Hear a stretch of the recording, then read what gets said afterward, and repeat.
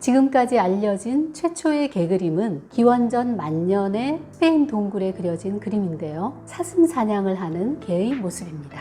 고대 이집트에서는 기원전 4200년 무렵부터 망자를 4, 5세계로 데려가는 신인 아비누스가 개 혹은 자칼의 모습을 하고 등장합니다.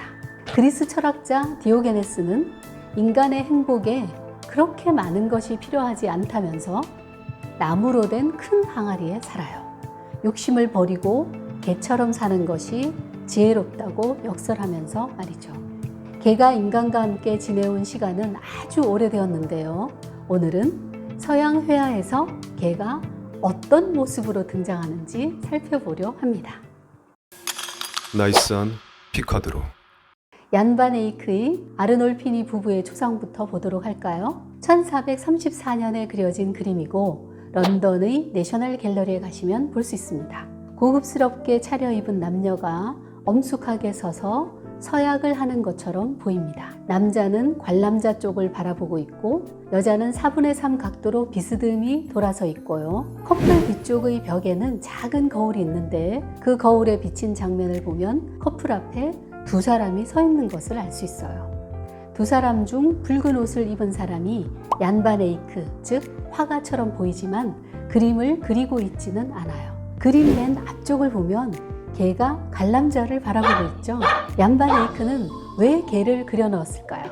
서양 회화에서 개는 충실 혹은 정절을 의미하므로 결혼을 맹세하는 것으로 보이는 부부 앞에 개가 있는 것은 아주 자연스러워 보입니다. 개 중에서도 화가는 작은 체구에 긴 털이 복슬복슬한 아펜핀셔 혹은 브뤼셀 그리펀의 초기 형태를 그려두었어요. 당시 상류층 부인들에게 안고 다닐 수 있는 작은 애완견이 유행이었다고 합니다. 애완견을 통해 자신의 지위와 부를 과시하는 거죠. 브뤼셀 그리펀은 독일견인 아펜핀셔와 벨기에 견의 교배로 생겼다고 해요. 아펜핀셔는 특히 아주 귀한 품종이어서 부를 상징했다고 합니다. 독일 품종이고 독일어로 아펜이 원숭이를 의미하는데 얼굴이 원숭이랑 닮아서 붙여진 이름이라고 해요. 아펜핀셔를 그린 다른 그림으로는 가브리엘 메취의 젊은 여인을 방문한 군인과 오기스트 르누아르가 그린 뱃놀이하는 사람들의 점심 식사가 있습니다. 평소에는 조용하지만 호기심이 많고 주인에게 헌신적이어서 집에서 기르기에 적합하다고 합니다. 이처럼 어떤 의미를 띠고 있는가 하는 것과는 별개로 그림 속에 개가 있으면 공간이 사랑스럽고 편안하게 보이는 효과가 생깁니다. 티치아노는 우로비노의 비너스에서 침대 발치에 작은 개 한 마리 킹 찰스 스파니엘을 그려넣습니다. 그보다 30여 년 전 조르조네가 그린 잠든 비너스의 틀을 그대로 가져오는 듯 하면서도 훨씬 대담하고 세속적인 분위기로 그렸죠. 어떤 점에서 분위기가 그렇게 바뀌었을까요? 조르조네는 자연 속에 누워 잠이 든 비너스를 보여줌으로써 신화적인 풍경을 유지하고 있어요. 그에 반해 티치아노는 당대 르네상스 양식의 귀족 저택의 방에서 침대에 누워있는 여인을 보여줍니다. 게다가 조르조네의 비너스가 눈을 감고 있는데 반해 우로비노의 비너스는 눈을 똑바로 뜨고 관람객을 향해 유혹적인 시선을 던지고 있죠. 흐트러진 침대의 발치에서 잠을 자는 강아지 역시 비너스가 누워있는 공간을 일상의 공간으로 구체화시킵니다. 하녀들이 옷 정리를 하는 동작만큼이나 잠든 강아지는 비너스를 신화에서 끌어내려 베네치아의 귀족 저택에서 옷을 벗고 누운 여성으로 만들어주는 역할을 하는 셈이죠. 벨라스케스도 필리포 프로스페로 왕자의 초상에서 킹 찰스 스파니엘을 함께 그리고 있는데요. 왕자가 포즈를 취하는 동안 참을 기다린 탓인지 살짝 피곤해 보이지만 다정한 눈빛으로 우리를 바라보네요. 정말 귀엽죠? 강아지는 딱딱할 수 있는 왕자의 공식적인 초상화를 사랑스럽게 만들어주고 있어요. 필리포 왕자가 공주처럼 옷을 입고 있는데 이는 유럽 왕실이 예로부터 왕자가 어느 정도 클 때까지는 여자 옷을 입힌 전통이 있었기 때문입니다. 옷에 방울을 매달고 있는 것은 나쁜 병이나 균을 물리치기 위한 것이고요. 그림을 그릴 때 2살이었던 필리포 왕자는 워낙 병약해서 건강이 좋지 않았다고 합니다. 안타깝게도 2년 뒤인 1661년에 4살의 나이로 사망하고 말죠. 보다 근엄한 공식 초상화에도 개는 어김없이 등장하죠. 루이 14세와 왕세자 아들 부부와 이제 막 1살 정도 된 미래의 루이 15세가 한자리에 모인 공식 초상화인데요. 앞쪽에서 놀고 있는 귀여운 빠삐용, 귀가 이렇게 커서 빠삐용, 나비라는 뜻이죠. 빠삐용이라는 이름을 가지고 있는 이게 한 마리가 엄숙하기만 한 왕족의 초상화를 부드럽게 만들어 줍니다. 그림에 나타난 개의 의미, 세 번째는 아무리 성스럽고 진지한 순간도 사소하고 가볍게 만들어 버릴 수 있다는 겁니다. 16세기 베네치아 화가 베로네세의 그림을 볼까요? 베로네세는 죽은 지 사흘 만에 빛이자 정신으로 부활한 예수를 제자들이 만나는 이야기를 그렸는데요. 루브르에 소장된 엠마우스의 순례자들이 바로 그 그림입니다. 예수가 부활한 후 길을 가다 제자 둘을 만나 저녁을 함께 할 때의 이야기입니다. 예수가 손을 들고 빵을 뜯으려고 할 때 손에 난 못자국을 보고 제자들이 예수를 알아보는 순간이에요. 죽었다고 생각한 예수가 다시 살아나 눈앞에 있으니 제자들의 놀라움이 얼마나 컸겠어요. 그런데 이 그림은 예수 부활의 신비를 아주 부차적인 주제로 만들어 버립니다. 왜 그럴까요? 이 그림을 슬쩍 한번 보세요.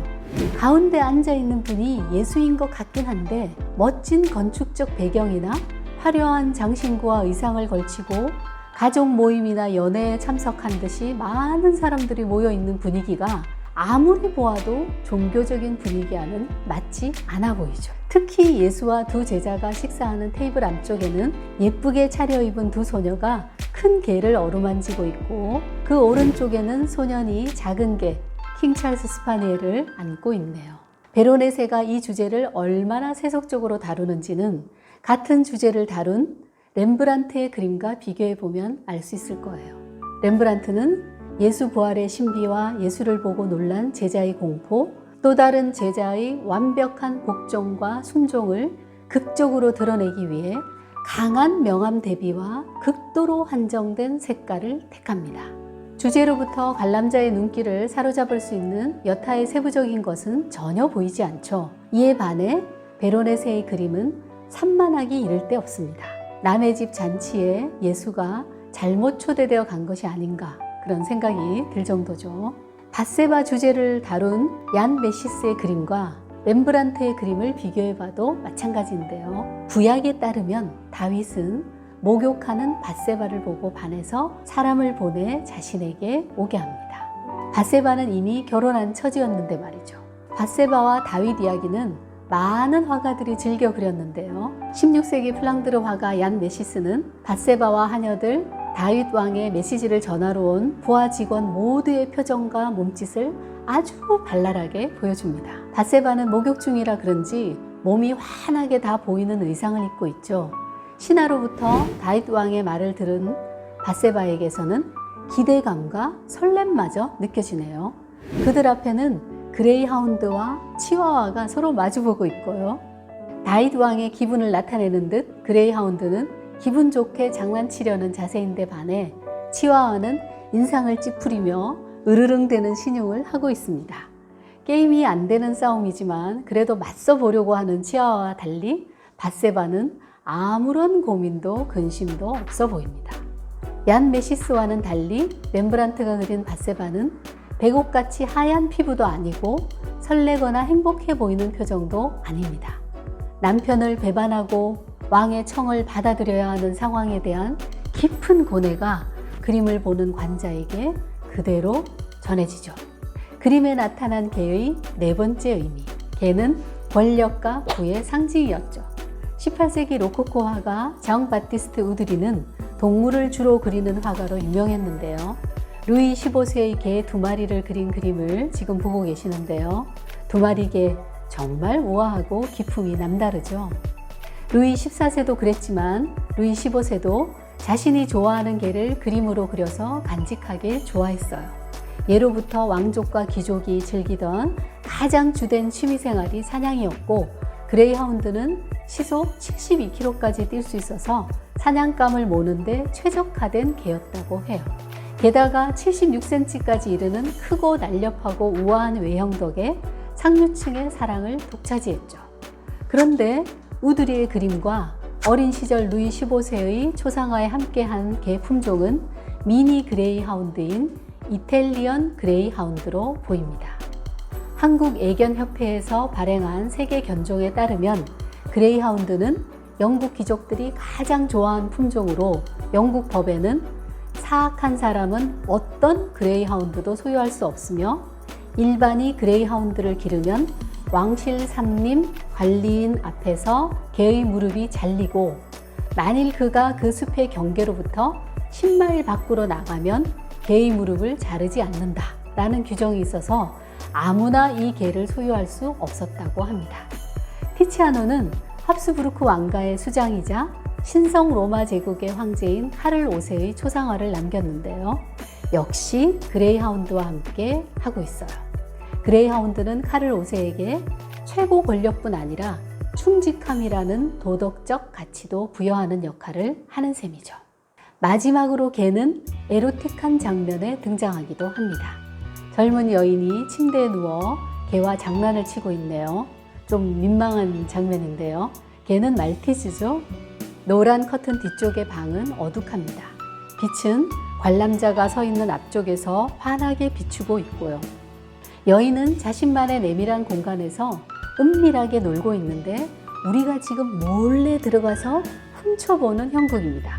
왼쪽의 노란 커튼 뒤 문이 어렴풋이 보이는 것으로 보아 방금 관람자가 저 문으로 살그머니 들어온 듯 합니다. 전형적인 관음증적인 그림이라고 할 수 있겠죠. 파리를 중심으로 가벼운 귀족 문화가 꼽히면서 18세기에는 포르노그래피에 가까운 이런 그림들이 꽤 그려졌어요. 프라그나르의 다른 그림도 비슷한 구도입니다. 그림에 등장하는 개의 의미를 살펴보았는데요. 사실 오늘 본 작품들은 극히 일부에 불과하죠. 그만큼 인간이 개와 함께한 역사가 길고 워낙 친숙한 동물이다 보니 20세기, 21세기에 이르기까지 많은 작품들이 계속 제작되고 있습니다. 몇 작품만 언급해보면 프란츠 마르크는 동물과 인간이 어우러져 살아가는 낙원에 대한 꿈을 화폭에 펼쳤죠. 개뿐만 아니라 말, 여우, 토끼, 소 등 많은 동물을 그렸습니다. 미래파 화가인 발라는 줄에 묶인 개를 통해 공간 예술인 그림에 개의 움직임을 표현해 시간을 담고 있고요. 미국의 제프 쿤스는 1994년부터 2000년 사이에 스테인레스 스틸로 파랑, 진홍, 노랑, 주황, 빨강 풍선개를 제작했는데요. 아이들이 가지고 노는 풍선의 외양을 띠고 있어서 고급스러움과는 거리가 멀고 가격이 싼 놀잇감이 아닌가? 그런 이미지를 차용하고 있죠. 그런데 2013년에 뉴욕의 크리스티 경매에서 주황색 풍선개가 5,840만 달러에 거래되면서 당시 생존작가 최고가를 경신했습니다. 현시가로 계산하면 788억 원이네요. 이 기록은 2018년 데이비드 호크니의 예술가의 초상으로 깨졌다가 2019년 제프 쿤스 자신의 토끼로 다시 경신됩니다. 9,107만 5천 달러, 하나로 1,184억 원입니다. 대중문화적인 요소를 적극적으로 차용하여 예술을 놀이이자 자본으로 소비하게 하는 쿤스의 전략은 여전히 고공행진을 이어가고 있습니다. 예술에 나타난 개와 함께한 오늘 시간 재미있으셨나요? 자, 그럼 오늘은 여기까지. 안녕.